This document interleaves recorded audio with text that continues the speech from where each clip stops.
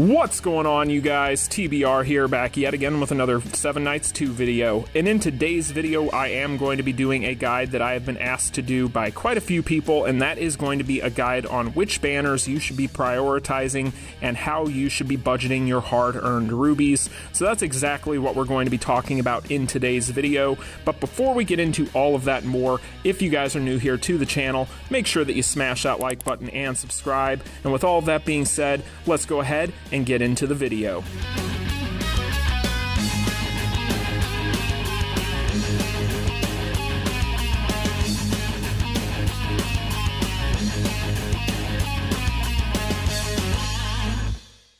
Alright, you guys, so before we get into the guide itself, let's talk about how you obtain rubies in this game. So the first big thing that you're going to want to know about rubies is you are going to be able to pick up rubies through several different ways.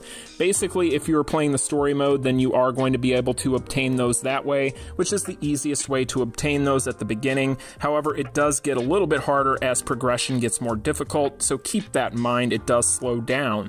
Other ways that you can pick these up is going to be in the field of exploration. So as you guys can see down here, once you have completed this bar on any of these different stages in field of exploration, no matter the difficulty, you are going to be able to pick these up here. So rubies are technically grindable so long as you have maps available to you. So this is another big way to make sure that you keep your ruby stock up, and this is something that I highly recommend. You should always be taking a look at field of exploration. It is very important for your overall account progression. Other ways that you can get rubies in this game are of course going to be through some of the different in-game events and missions. So if we take a look at the missions here, this particular one here for these achievements is a big deal, because as you guys can see, not only will you get rubies just for doing some of these missions, but you will also be able to do this mileage up here at the top, and you will be able to get a big chunk of rubies right there. That's another huge way that you can obtain those, and it is very important to note that. Another big way to get rubies in this game is going to be Arena. So in Arena, if you guys take a look, each time you rank up to a new class in Arena, you will be able to get the corresponding rewards. So as you guys can see here, once I get to the grand tier, I will get 2,000 rubies and 2,000 topaz. That is a huge deal. And as you guys can see here, if we go down the line, I have already acquired all of these different rubies and topaz from all of these other past rankings. This is a huge deal. Arena is a huge way of getting rubies in this game, so you want to take Arena very seriously. I will be doing a guide on Arena, or at least giving you guys a tips video on Arena in the future. However, right now, make sure that you guys are trying to do your best here, because you want to at least get as many of these as you can. So definitely make sure that you guys are doing this each day, and you can do this quite a bit if you are very active. But that is another way of getting rubies in a big way. So that is something that I wanted to start off with here, because I felt like that was very important. Of course, in the in-game shop, Netmarble being Netmarble is going to remind you ad nauseum that you can pick up rubies in all sorts of different packages. I would not necessarily get too deep into the weeds in this video today on these. However, what I would say is if you are a whale and you are looking to spend money, you probably don't need me to tell you how to spend it, but if you want a recommendation, I would recommend any of the packages that are going to give you a nice sizable chunk of rubies, just for either doing a specific story chapter and finishing it, or for ranking up your account. So certain things like that are going to give you a huge injection of rubies right off the bat, and those are typically going to be the best bang for your buck. But that is just something that I wanted to throw in here as an aside. I'm not going to get too deep into the weeds when it comes to the different in-shop items. So when it comes to banners, let's go ahead and talk about what to spend your rubies on. So first up here, let's talk about pets. So this is the first big trap I want to talk about.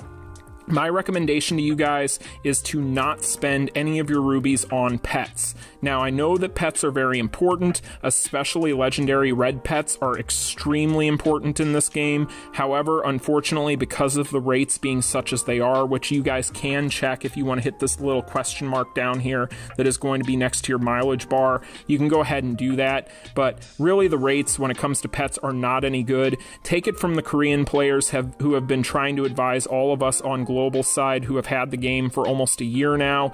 Basically, their opinion is that pets are a giant trap, and they would know better than us because they're from the future. So keep that in mind. Now, another thing to keep in mind, speaking of mileages, because there is a mileage here, it is a very short mileage for pets, but you are not guaranteed a red pet for going to the mileage here, so you are not going to be guaranteed to get what you want. So in my opinion, you skip this entirely. As you guys can see from my little grade up here, as you guys can see, you will be able to accumulate basically what is going to equate to more tickets for summoning here through this method, and you will see this carried over to the rest of these banners as well. Basically, you are going to have a mileage to give you extra ticket summons, but as you guys can see, I've already over-invested on pets in the past. I do not recommend it to you guys. I have never ended up with a red pet, and I've done a lot of multis on this, so definitely learn from my mistakes. Do not be investing rubies. Now, when it comes to equipment, equipment is another one that I would not recommend that you invest on. Unfortunately, equipment is another major trap. There are plenty of ways of getting equipment in this game, including legendary equipment, so I would not recommend that you guys go in here and waste your rubies. This is not going to be a wise investment of those. You want to go ahead and save them. Again, this will have another loyalty mileage that will give you tickets for extra pulls, and for those of you wondering, yes, when it comes to your extra pulls, they do count towards things that do have mileages. So as you guys will see with the pets here, if I had tickets, then those tickets would count accordingly to the mileage, and then the same would happen with the heroes. But when it comes to the equipment and the pets, like I said, do not waste your rubies, just use your tickets, and you'll be better off as a result. Now, when it comes to the hero banners, there's quite a few different hero banners to talk about here. I'm going to go ahead and first talk about the regular rate up banner. So when it comes to the regular rate up banner, there's a couple of things you want to know. First and foremost, right now we do have Rudy and Spike that we can use as our rate up hero, and basically what that means is if whichever one of these characters you choose, you are going to have a higher chance of pulling one whenever you get a legendary character pull, and you are not guaranteed them, but you are going to have a better rate of getting one. Now, the rates with these, as far as the rate up banner is concerned, are very good by comparison to the other banners. This is going to be the main banner that you're always going to want to pull on, but there's a few things you want to know. First of all, this is going to rotate every 2 weeks, so you will see that this is going to end on the 23rd, so we are going to have characters rotating in and out every 2 weeks from these banners, and these mileages will not carry over. They will reset. So whenever we get a new character for the rate up, you are not going to be able to carry over your mileage. You are going to get it wasted, so you are going to want to be cognizant of that. You are also going to have loyalty points, and again, these loyalty points are going to award you with more summoning tickets. These summoning tickets are going to count towards your mileage. Again, keep that in mind. So in the future, if there's a character you're waiting for, you may want to hold on to your summoning tickets and kind of save those, because they will count towards the mileage for this banner, and you will be able to accumulate more mileage and more chances at your favorite characters as a result. So again, you guys, when it comes to this, you are probably going to want to make this the main investment of your rubies, especially at the beginning. As a new player, the first thing you're always going to want to do is build up your roster and get a core set of characters to start, and this is the way that you're going to want to do it. This is the best investment overall as far as your rubies are concerned for banners, and this is going to be the way that you are going to pick up most of your beneficial characters for your account.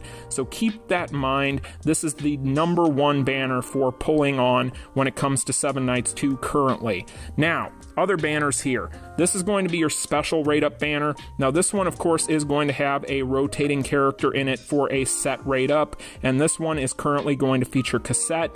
Now, with this one, do not fall into the trap on this banner. Take it from the Korean community. They have been warning us for a while now, ever since this game launched, that these banners are typically going to be a trap. Now, of course, there are going to be isolated incidences with anything where people get lucky, but for the most part, this banner with the rates is not going to be worth it. You are probably going to end up investing rubies into this and not getting what you want. Just like with the regular banner here, whenever you go to the pity, you are going to have an increased rate to the drop rate for the character that you have for your rate up. However, just like this banner, you are not guaranteed that character once you get to the pity. Instead, you just have a higher chance, and in the case of this one here, that higher chance is still very low. So so I would not recommend investing into this banner.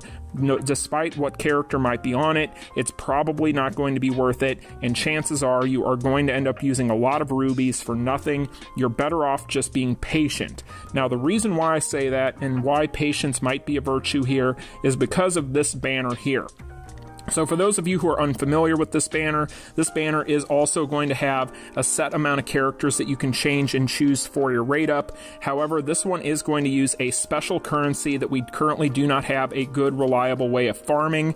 But when it comes to this, it is going to be much slower, and it isn't going to have, you'll see there, no loyalty points or anything like that to where you can earn any additional pulls on it.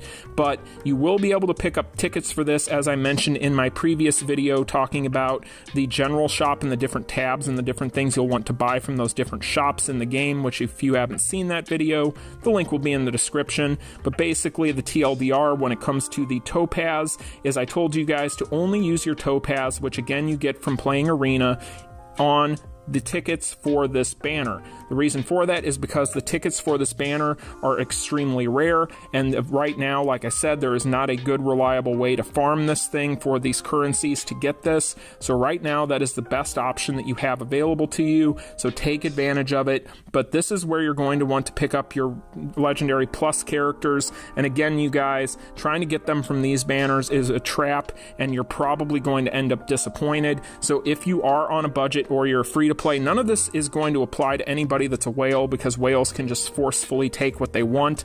But when it comes to a free-to-play or a budget player, this is the way that I would recommend that you guys spend. Definitely don't be spending rubies when it comes to this guy here. This is where you want to live, and again, just be patient once you've gotten your roster built up, once you've gotten the characters you need off of here. These will rotate every 2 weeks, but again, your overall mileage will not carry over. And then this guy here is going to be how you're eventually going to get your Legendary Plus characters, hopefully if you're lucky, because again, you're not guaranteed for going to the pity, but you do have a much better chance. And in general, when it comes to the rest of these, like I said, the equipment banner and the pet banner, you want to go ahead and skip those. So that is pretty much what we have to say about how we spend on banners, you guys. However, the next thing we need to talk about has nothing to do with banners, but it is another way that we can spend rubies, and is very, very important, and that is going to be mastery. So when it comes to the mastery, I've had a lot of people ask me about this, so I'm going to try and break this down as simply as possible. So as you guys can see, my account level down here is going to be account level 34.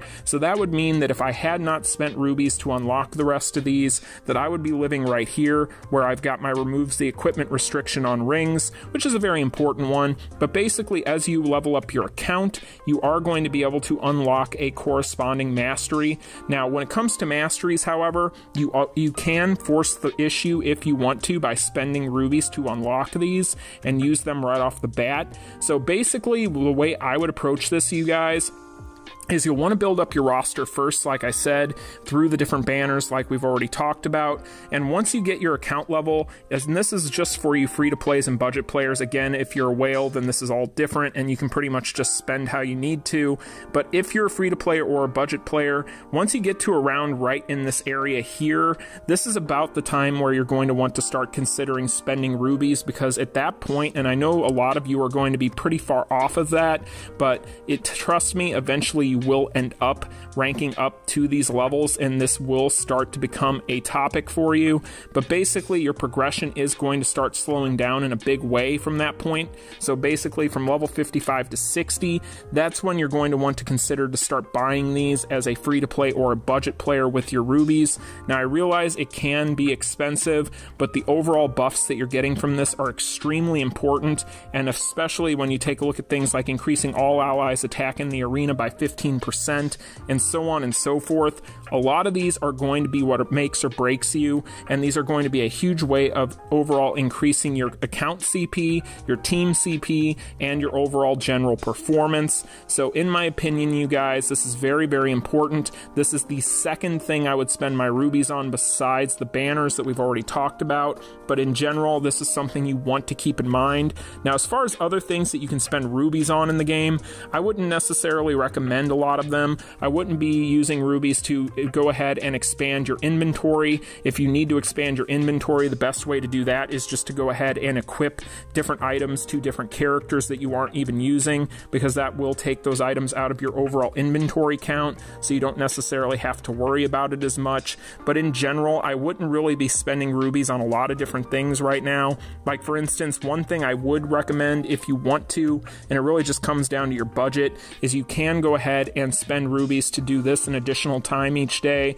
This is something that might end up being worth it in the long run when you consider the different rewards that are on here, but in general, that's probably the only thing that I would recommend you do that with, because honestly, if you are a budget player, that stuff will start to add up quickly, even if it does appear to be cheap on the surface right off the bat, and eventually it will add up, and you are going to have finite resources at your disposal as a new player, so kind of keep that in mind. Budget players are going to have to be a little bit more careful, and there are going to be plenty of options if you're somebody, of course, that is spending money, but that is always going to be the case for any gacha game.